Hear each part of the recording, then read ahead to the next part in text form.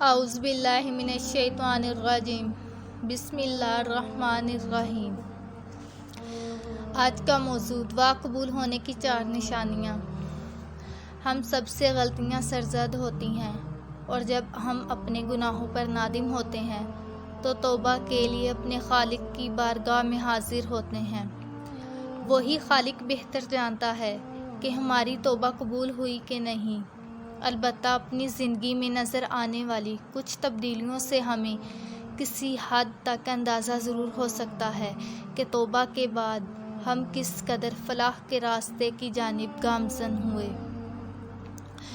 قرآن و حدیث کی ہدایت کی روشنی میں کچھ ایسی نشانیاں کے بارے میں بیان کیا گیا ہے۔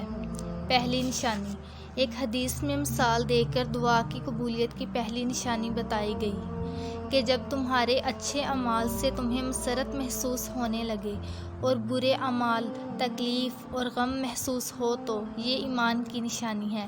اس طرح جب انسان اپنے گناہوں سے سچے دل کے ساتھ توبہ کرے اور یہ عہد کرے کہ دوبارہ گناہ کی جانب مائل نہیں ہوگا تو اس سے اپنے خالق سے رحم اور مغفرت کی پوری امید رکھنی چاہیے۔ توبہ دراصل اپنے گناہوں پر گہرا دکھ اور ندامت محسوس کرنے کا ہی دوسرا نام ہے۔ دوسری نشانی، جب انسان اپنے طرز عمل کو بدلنے کے لیے بے قرار ہو جاتا ہے تو یہ اس بات کی نشانی ہے کہ پروردگار نے اس پر کرم کر دیا ہے اور اس سے ہدایت کا راستہ دکھا دیا ہے۔ تیسری نشانی، علماء کہتے ہیں کہ دل کی اس بے قراری کا خاتمہ صرف اللہ تعالیٰ کی رضا اور خوشنودی کے حصول سے ہی ممکن ہے۔ اگر احساس ندامت اور توبہ کے بعد آپ کے دل کو قرار نصیب ہو جاتا ہے تو علماء کے نزدیک یہ اس بات کی علامت یہ ہے کہ پروردگار نے آپ کی توبہ قبول فرمائی اور آپ کے دل کو اطمینان بخش دیا۔